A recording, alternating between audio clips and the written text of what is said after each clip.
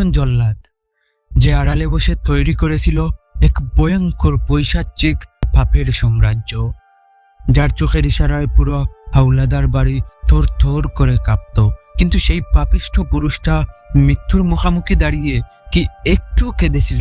না, কাঁদেনি। নিজের সব অপরাধের সাজা হিসাবে যখন সে তার নিজের ভালোবাসার মানুষের মুখোমুখি দাঁড়াতে বাধ্য হয়, তখন পদ্মজার নিজের হাতের আঘাতে চিরতরে শেষ হয়ে যায় এই আমির হাওলাদার, যার ঠিক পর মুহূর্তে আলমারির এক কোণে পাওয়া যায় এক টুকরো কাগজ, যা কোনো গল্প নয়। এটি হলো এক পাপিষ্ঠ পুরুষ, এক পাগল প্রেমিক আমির হাওলাদারের তার প্রিয়তমা পদ্মাবতীর উদ্দেশ্যে লিখে যাওয়া শেষ চিঠি, যার প্রতিটি লাইনে লুকিয়ে আছে এক বুক হাহাকার আর তীব্র অনুশোচনা।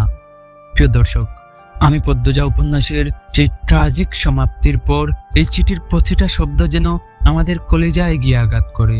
অপরাধী আমির হাওলাদারকে এই সমাজ হয়তো কোনোদিন ক্ষমা করবে না, কারণ সে ছিল এক পাপিষ্ঠ পুরুষ।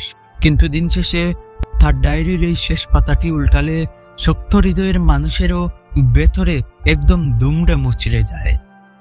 আজ পৃথিবীর সব ঘৃণা আর ভালোবাসার দেয়াল ভেঙে সেই আমিরের শেষ চিঠির প্রতিটি জ্বলন্ত শব্দ আপনাদের সামনে তুলে ধরছি।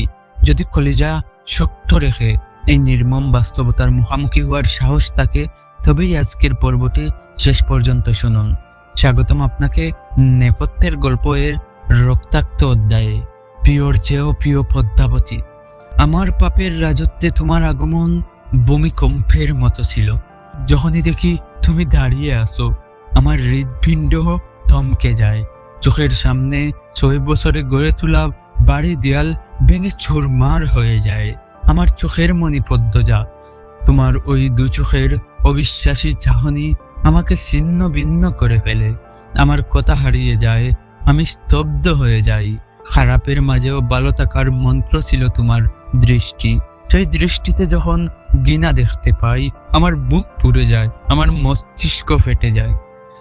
যে মানুষটা পুরো সমাজকে নিজের ইশারায় নাচাতে চেয়েছিল, সে আসলে দিন শেষে হেরে গিয়েছিল তার ভালোবাসার মানুষের চোখের ওই এক ছিলতে ঘৃণার কাছে, আর নিজের পাপের প্রায়শ্চিত্ত করছিল পদ্মাবতীর হাতেই নিজের শেষ পরিণতি বরণ করে।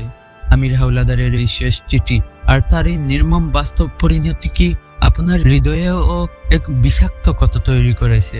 পাপিষ্ঠ প্রেমিক আমিরের এই নিয়তি নিয়ে আপনার মনের গভীরে জমে থাকা অনুভূতিগুলো এখনই ভিডিওর কমেন্ট বক্সে গিয়ে উজাড় করে লিখে আমাদের জানান। আজ এ পর্যন্ত রহস্য, ট্র্যাজেডি আর জীবনের নির্মম সত্যের সন্ধানে যুক্ত থাকুন আপনার প্রিয় চ্যানেল নেপথ্যের গল্প এর সাথে। দেখা হবে আগামী পর্বে অন্য কোনো এক বুক ফাটা ইতিহাসের নেপথ্যে। আল্লাহ হাফেজ।